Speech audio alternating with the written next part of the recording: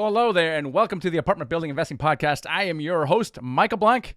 I am super excited that you're here. If you haven't done so already, grab the replay recordings from Dealmaker Live a couple of weeks ago. You can grab them at dealmakerliveevent.com, where we have all aspects of apartment building investing from the experts in the industry, all compressed together into 3 days. Actually, it's a lot less than that in recorded, and you can watch it on demand and you have forever access to it. So check that out at dealmakerliveevent.com to grab that recording.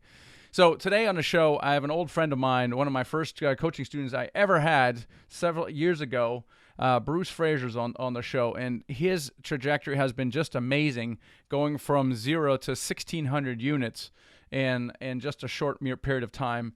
And a really great guy, very deliberate, conservative, but still gets stuff done. So he describes his journey from he just starting out to getting his first deal done, which then by the time he closed that deal, he had the second deal under contract. Again, the law of the first deal in action. So we talk about that, some of the challenges he had to overcome, and also for you guys and gals who want to think about scaling a portfolio, what are some of the elements that he had to go through to scale the business?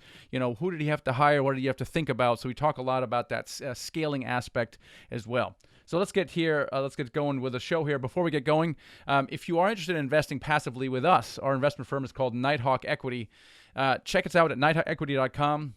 and click the join button to join our investment club. And if you do that, you can fill out a quick form and schedule a call with us. We'd love to have a conversation, see if investing is right for you, and then we can share with you some of our upcoming opportunities. And we will have, and currently already do, an amazing set of opportunities that we are uncovering during this uncertain but also exciting time as well. So check that out, nighthawkequity.com, and let's get right here into the interview with Bruce Fraser, who is the CEO of Elkhorn Capital Partners.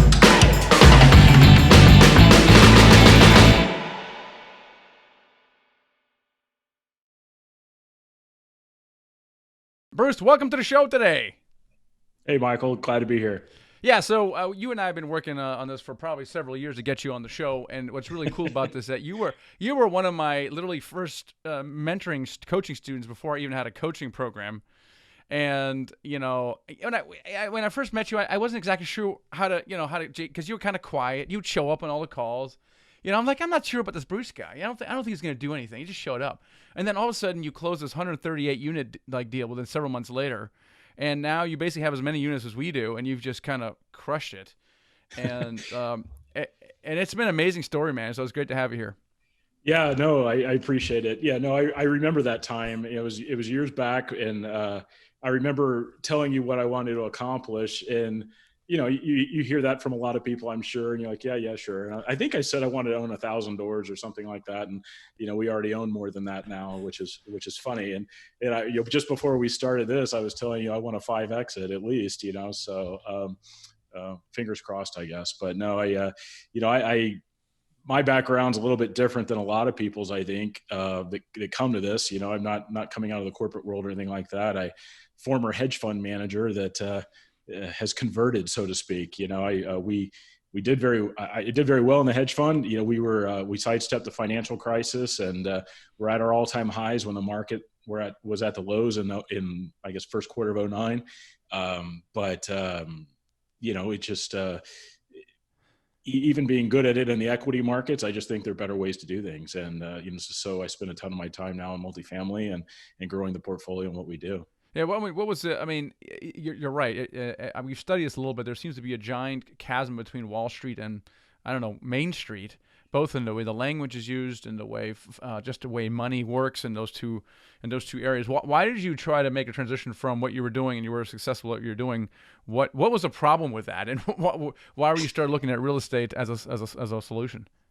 Well, you know, I still oversee a bunch of money in the public markets, but so I can't say there's a total problem with it. I just think that there's several things I would highlight. One is, you know, if you look at the S&P 500, because most people aren't active traders like me. I mean, I'm an options trader and trade derivatives, which is horrifying sounding, but it's actually, we do it to be very conservative. But most people are just in the S&P or something that tracks the S&P 500. And if you look at the S&P for the last 20 years, the average annual return is roughly 2.5% if you held through that whole period. That's not even keeping up with inflation. And that's no fun, especially for all the stress that you have to take and the gut wrenching moments. I call it the corner bakery standard. You know me well enough to know I have an iced tea addiction. So I don't do I. drink coffee. I drink a lot of iced tea, but some mornings I would stop at corner bakery, grab iced tea, and I would be, trading on my phone or reading research or seeing what, Mario Draghi said overnight at the ECB, something like that. It's just terribly stressful, on my third huge cup of caffeine. And I'd look over and there would be a table full of guys or women having a Bible study or just calmly enjoying the moment together. And, I looked at that and I'm like, that's the life I want. I certainly have a successful career in the financial markets. Like I said, I'm better at it than a lot of people are. It doesn't mean I'm the best, but we certainly navigated some tough periods well. But even so, I like multifamily because it's, I can back up a little bit. I've done a lot of other real estate endeavors. I had a bunch of real estate prior to '08. And because the research I was doing in the hedge fund, we actually ended up selling everything in late '07, which worked out really nicely. But started investing again in 2010, and did some single family, did some fix and flips, did some small income properties, tax lien sales, owner finance, all kinds of hard money lending, all kinds of things. But you're having to turn over your money so frequently that it's still a ton of work. And multifamily was a place that you could just park your money for a long period of time. We underwrite things for an indefinite hold. When we buy something, we want to own it. We're not looking to flip it in a year or two. Those opportunities do come up and we take advantage of them, but we're generally, these things are too hard to find good quality ones and to get them on the right track because we do distress situation acquisitions. And once we have them, that's the time to enjoy it and just to reap the benefits of it. Plus, let me add one more thing, the multiplier effect, right? If you look at $100,000 in the equity markets, you can buy $100,000 of assets. I mean, margin aside, but just most people could only buy $100,000 of assets. You put $100,000 in the multifamily market and you'll buy roughly $500,000 asset. So if you assume both assets appreciate equally, 20% each, your $100,000 in the equity markets made you 20 grand. Your $100,000 in the multifamily market made you 100 grand. 100 grand is better than 20 grand. So that's why I spend a lot of time on it. So that makes a lot of sense, and that's why we really love multifamily as well. Now, remember, you did this 138 unit, I think it was, and I don't know, where was it? Dallas, Oklahoma? It was 134 units, but it was. Darn it! How did my numbers wrong?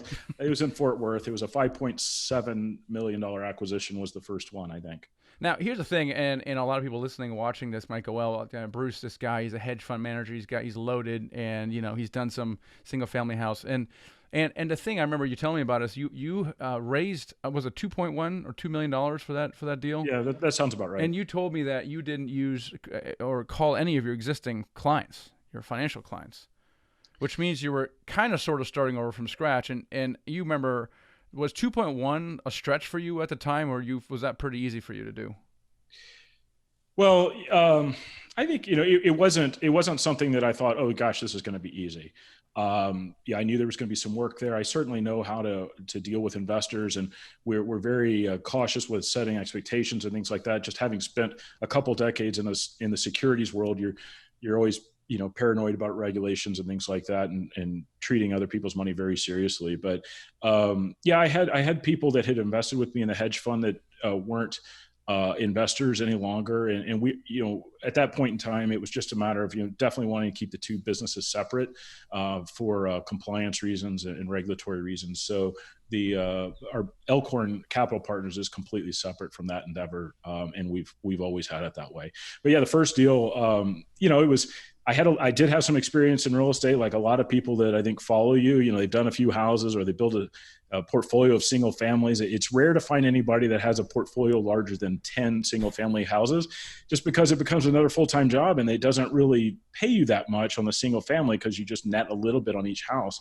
And so arguably doing multifamily is less demanding, certainly once it's closed. But getting the deals, getting them over the finish line, it is a lot of work, but it's certainly worth it. But yeah, the first deal I think we bought is 5.7, maybe 5.75. We raised, I think you're right, I think it was 2.1. And 14 months later, again, we weren't planning to sell it, but somebody came in and offered us 7.9 for it. And,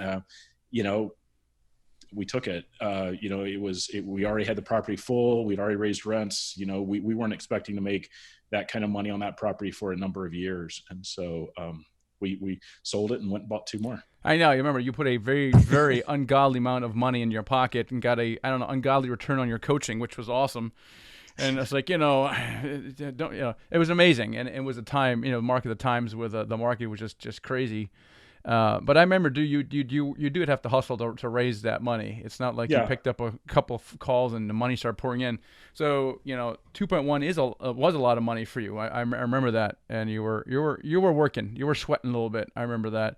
And what impact did that first deal have? We talk about the law of the first deal a lot.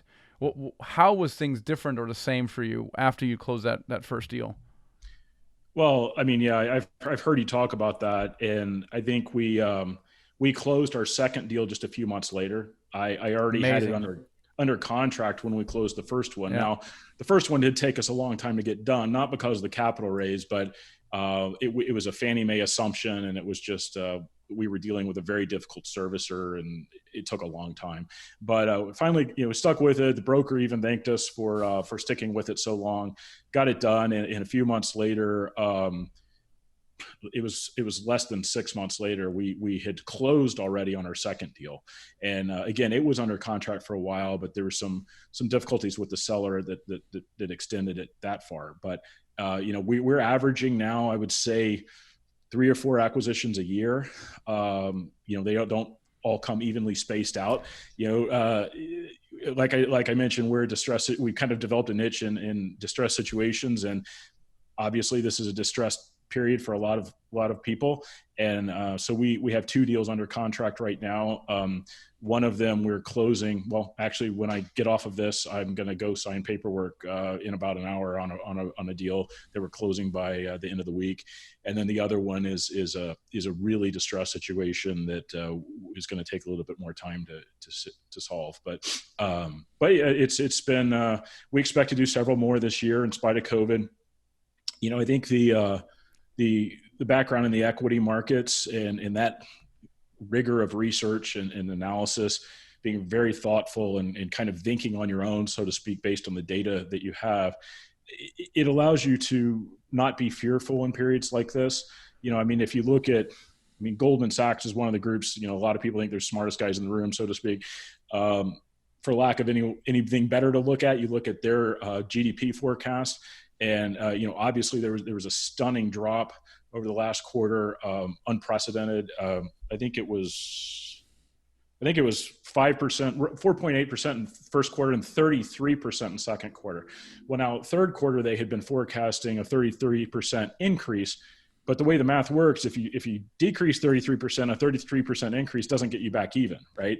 Because that's how the math works. But based on their GDP forecast, I think they have the economy getting back to kind of where it was going into this late first, early second quarter next year. Well, in real estate timelines, that's not very long. And so we want to take advantage of the opportunity right now. That sounds very hedge fund manager-esque, I guess, other people's misery. But we feel like we are helping some people. The deals that were already kind of distressed and not performing well, going into this, when COVID happened, those people became much more realistic on their pricing on assets, and so we've been able to do trade on those.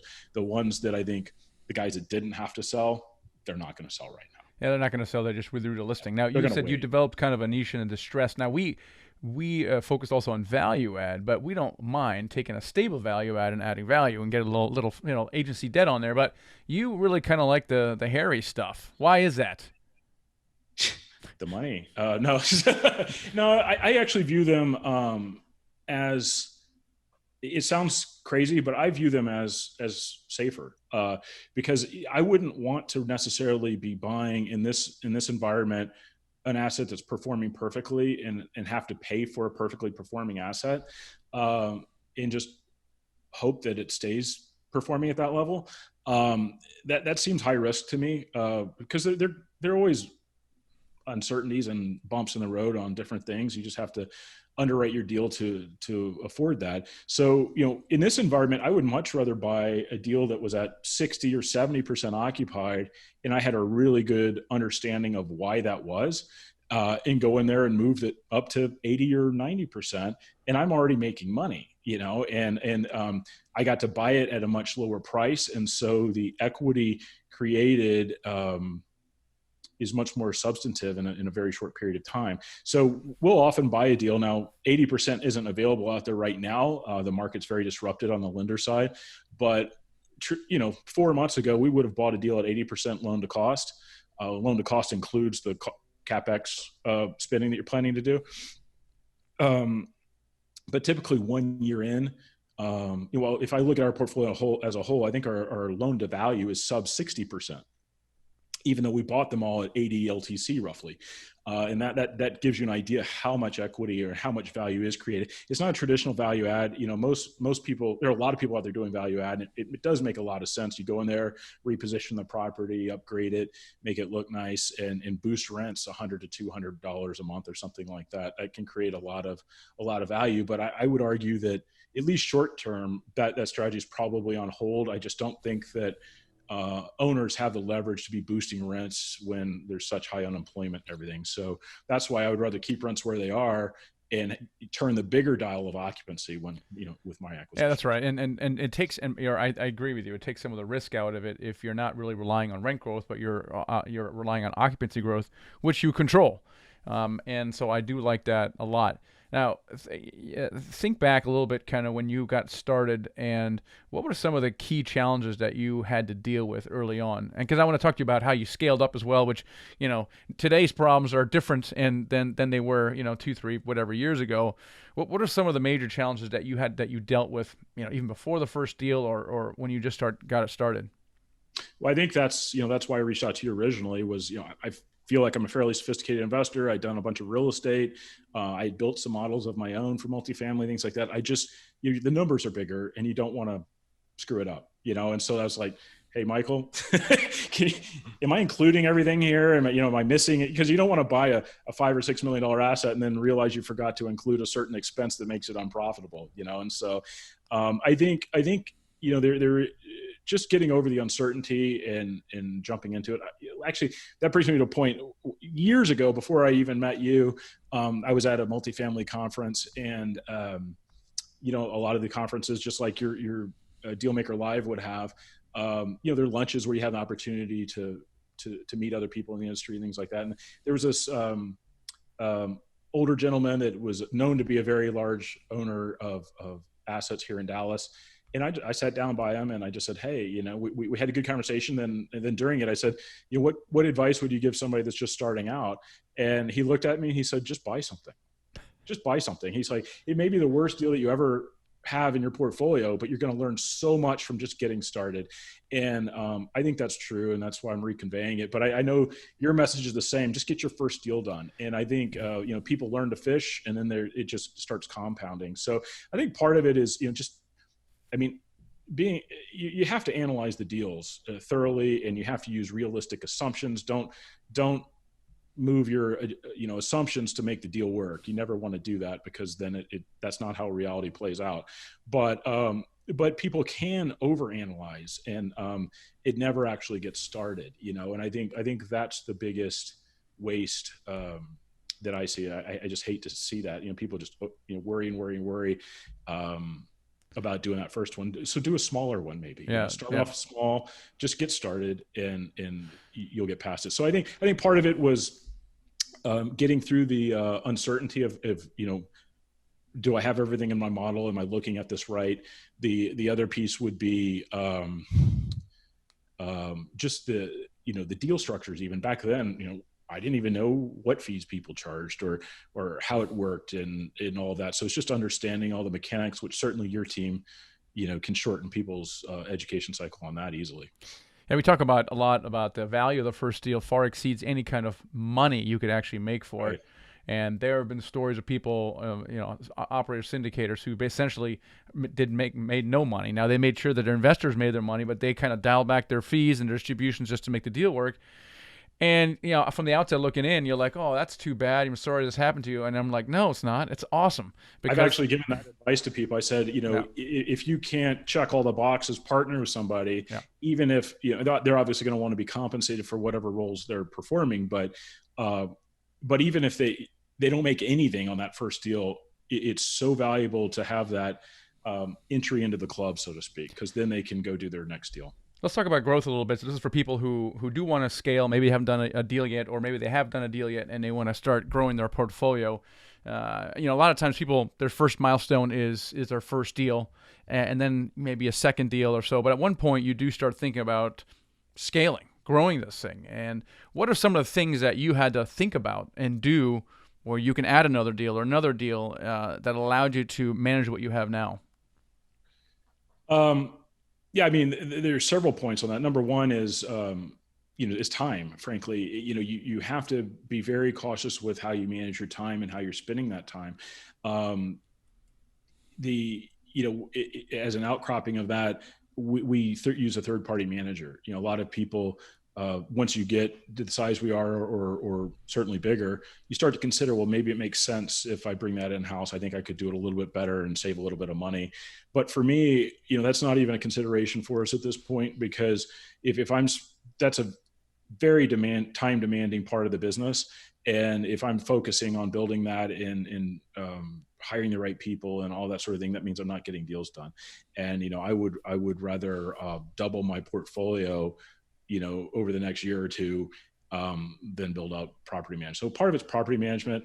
Part of it is be aggressive, go big, but be realistic. I've had some people that have gone out there and contracted enormous deals when they haven't really done any before, or they have, the biggest deal maybe they had before was 70 units, which is a nice size deal, but then they'll go contract a 300 or 400 unit deal before they're really ready to, and they don't really have any idea where they're going to get the capital. They don't have the balance sheet themselves, and so don't get ahead of your skis, but do be aggressive, because it's just as easy to run 134 units as it is to run a 10 unit, if not easier. And so, and the numbers work a lot better. What was your first hire, either contractor, employee? At this point, we only have 3 people, and, we all kind of have our own roles, I guess, but we have one guy that is really focused on the quantitative aspect of researching operations, things like that. Another individual is very good with investor relations and knows a lot of people. He came out of a trust company, and so he knows a lot of contacts there. And so he helps us with both our messaging in the material that we put out, and just keeping communication lines open with the investors. To take some of that off of me. Now, are you paying these people, or are they more paid with equity? It's a combination.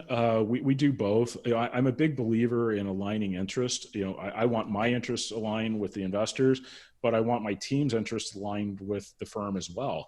So if we do something and we knock it out of the park, everybody should benefit from that. And the way we have it structured, they do. Yeah, so one of our first hires was a virtual assistant, and I highly recommend it for everybody. I don't care if you still have a W-2 job or not.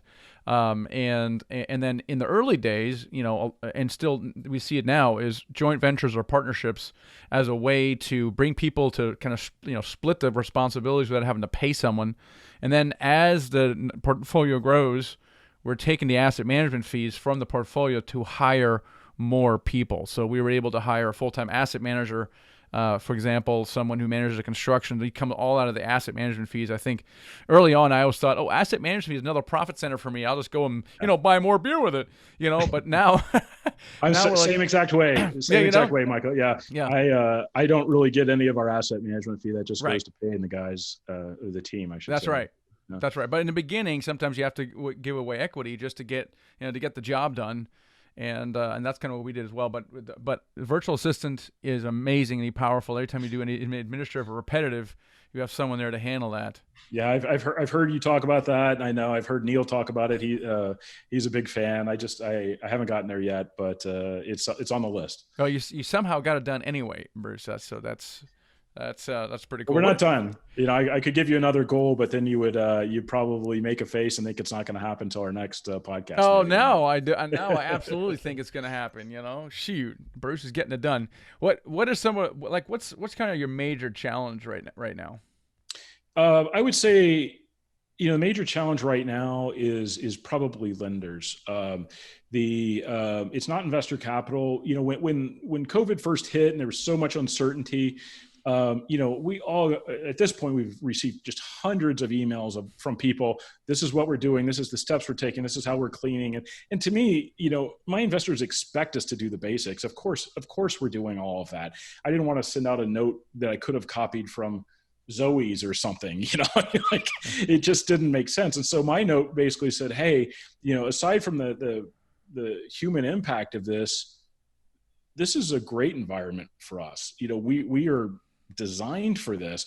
We have a strong balance sheet. We have great experience. We know how to do turnaround deals. We love distressed acquisitions. A lot of the competitors just left the field. So let's go buy some stuff. Who's in? That's basically what our letter said. And within 30 minutes, I had, probably 7 or 10 of my guys that are in other deals responded and said, find us some stuff to buy, And so it's funny because with investments, so many times when it's time to buy, people are scared to. And that's not how it works in retail. If your favorite store is selling a nice looking shirt for 70% off, you go grab it. When the investment market's 20 or 30% off, not that it is right now, but let's say it is, people are too scared. And so you have to think on your own and not be too emotional about these things. But I think this is certainly an unpredictable environment that we're in. Nobody really knows how it's going to play out, but the markets that we're in, they opened up earlier than I'm office in Dallas, but we don't own any assets here anymore. But they opened up earlier than Dallas did, and we saw a fairly rapid rehiring. We were at historically low unemployment going into this. I don't think we're going to get back to that level anytime soon. So don't misinterpret what I'm saying, but I do think there's going to be, a sizable recovery fairly quickly once they get this thing under control. And it sounds like they're going to have some vaccines or some sorts of treatment probably by the end of the year. That's what a lot of people are hoping for and working towards. There was an announcement today even where the government's paying AstraZeneca, I think $1.5 billion to go ahead and produce one of their vaccines, 100 million doses of it. They're not even selected as the final vaccine, but they're having them pre-produce them so that they're ready to go for the one that we're not running scared, but our biggest impediment right now, so it's not finding deals that are out there. It's not the investors. Some people may be scared or limited on their liquidity right now because of change in their own economic situation. But I think really the limiting factor has been the lending environment, because so many of our deals we buy, they're not stabilized deals. And so we'll refinance into agency debt, but we're buying on bridge. And so I would argue probably 2/3 of the bridge market went on hold because they were borrowing money to turn around and lend it, and they keep the spread. That's kind of how it works. And so all of their lines were put on hold. And so a lot of people just are out of the market. The borrowing costs went way up in the bridge market, and the availability went down. And so that's happening there on a stabilized deal in the agency market. As you know, and I know you've talked about, they increase the requirements on escrows and things like that. They dampen the price you can pay for a deal. So that's been, I guess, the biggest hurdle. Yeah, it's interesting. Some people say, hey, is now a good time to get started or get into investing in multifamily?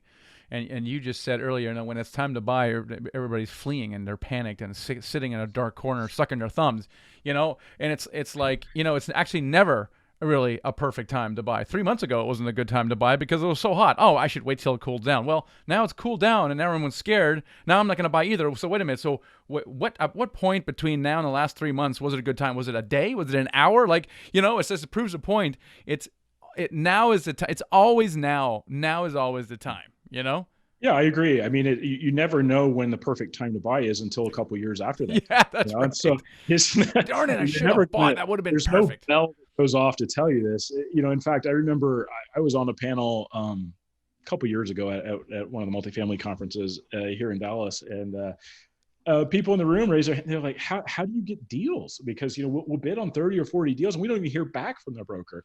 And, it's largely because they're all bidding on the same stabilized deals. But I guarantee you those people that were in that room are not bidding on deals now when they could get them, because they're scared. And so I think, the advice would be just be conservative in your underwriting. I mean, some of the mistakes that I so often see, someone will assume 4 or 5% rent growth in the first year. Well, the problem with that is the math. If you really think about the math of, you may be able to increase your new rents by 4 or 5%, but it's not going to apply to your entire rent roll because they don't renew all when you buy it, right? They renew throughout the year. And so to actually achieve a year one, 4 or 5% rent increase means you have to be raising rents probably 10+%.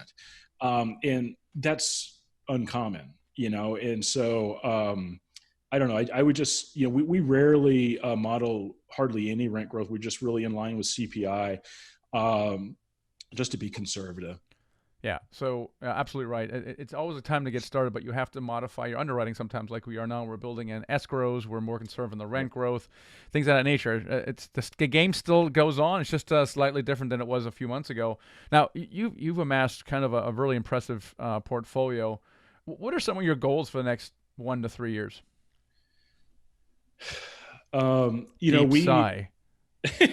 Well, it's changing because of, the environment. You don't really know exactly what's happening, but we would like to be somewhere between 2,000 and 3,000 units in probably 3 different markets within that period of time. I've already identified the other markets. We had actually just gotten back from a field trip, so to speak, with the whole team. We'd spent a number of days up in one of the markets, really digging in, meeting with all the brokers, driving the areas that we were interested in. So we really got a feel for what side of the street we wanted to be on, what side of the street we didn't want to be on, all those nuances that you can't tell from Google Maps. And we were just about to buy some assets there, but luckily, well, not luckily, but this happened before we did that. So the good news is we weren't cut off from our assets during this, brand new acquisitions. But so we, I guess, pivoted to some extent and just said, what, let's fill out the portfolio in the markets we're in, go ahead and get our fill of doors there since we know it and we can get there in a vehicle as opposed to a plane. And so that's what we've done. But I look out a few years from now and we want to be in more markets to the extent that we're in the one we're in. When I first started, they teach you diversification and all of that in the equity markets. And I thought initially I would own, 1 or 2 assets in a bunch of different markets and spread it all around. I don't think that's the right way to think about it. I would much prefer at this point to have a concentrated position in a handful of markets because the benefits are just tremendous. Every broker in that town, they know exactly what you're looking for. I would say we are very we value very highly our broker relationships. It's so important. People know us in the markets we're in, and they'll, sometimes an owner will try to go around a broker that has an agreement with them and work a deal. We would never do that just because we plan to buy a dozen deals from that broker. In fact, we were working on a deal that we couldn't get done. The seller was just too difficult, but the seller had actually told the brokers he wasn't going to pay them his original agreement. We went to the deal was rich enough for us, and the brokers we saw were just killing themselves to try to get it to work. We put money on the closing statement for them out of our pocket just to try to keep them whole. And, you do that for a broker and they never forget it. And you were the first call when there's a deal. It goes a long, long way. So what I'm hearing you say is in about 3 years, you want to double the size of your portfolio. Have you thought about... I'd like to double it in the next 12 months. Yeah. So have you thought about 10Xing what you have right now? So you have 1,600 units, 16,000 units. What would that look like? It would be great. We just fly private between them all, I guess. That's right. Like our friend Brian Burke. Sure. Yeah, exactly. Right. Yeah. Some of the guys on our mastermind, I listen to podcasts still myself, and I was talking to you just before this started, but one of those has kind of inspired me, and you can get comfortable, but I'm not at the point where I'm ready to stop growing, but I'm thinking, the plans that I had may not have been aggressive enough. I should be thinking about 10xing this business. There's no real limit to doing so other than just having sufficient investors to do it. The deals are out there. And there's just a huge demand for it. I mean, if you look at the other alternatives, I already kind of talked about the equity market. It's super volatile. Everybody loses sleep over it. Arguably at a fairly high valuation currently on most any metric you look at, especially if you're looking at it in the context of nobody's actually working right now or employed, not fully at least. So that's concerning. The bond market doesn't really pay investors anything. You look at a bunch of real estate investments, and I don't want to be in hospitality. I don't want to be in retail. I don't want to be in office. Multifamily was really the best asset class to be in during this whole, completely unpredictable crisis. And for a lot of reasons, I think it's the number one asset class, that deserves my attention. And so, you have all these baby boomers that have accumulated assets. They need to get a return on their money. And you look at the options, and there aren't that many good options. And so, we underwrite everything for income. Our goal is to, we turn it around in that first year or two, but after that is just to hold it and distribute money to partners. And that's very tax efficient distribution. And, you're talking about probably 8 to 12% or more. And that's, equivalent, a 10%, 10% yield that you're not having to pay tax on is equivalent to maybe a 14 in the public markets, because it's just much more tax efficient. So I think there's really no limiting factor to it. I don't think generationally, if we look what's going on with the millennials, they prefer to rent. So, I don't think apartments are going away. And frankly, the people that were wanting to own that just went through a long period of unemployment or depleted savings, they may not be able to own for a while. And so it extends their timeline as a renter. So I think we're very well positioned in that regard. I also think that, we've spent a lot of time talking about business cycle and when's the right time to buy. Well, if you kind of click up a level and look at a macroeconomic context of what's going on, the US dollar has lost I think 17 to 18% of its purchasing power every 10 years consistently. That's dramatic. The Fed talks about an inflation goal of 2 to 3%. That's their target stated as far as what they're wanting to do. That destroys your wealth over a period of time, and it just steals from you the purchasing power. And so one of the best ways to protect against that is to be in income producing property. And so that's one of the reasons that, irrespective of where we are in the real estate cycle, I'm still interested in multifamily as long as we've underwritten it conservatively, because it helps protect me against that. Yeah, that's right. And this is I agree. This is why multifamily is a good time. And as a passive investor, it's no better place to put your money than multifamily right now. So, hey, Bruce, how can people connect with you?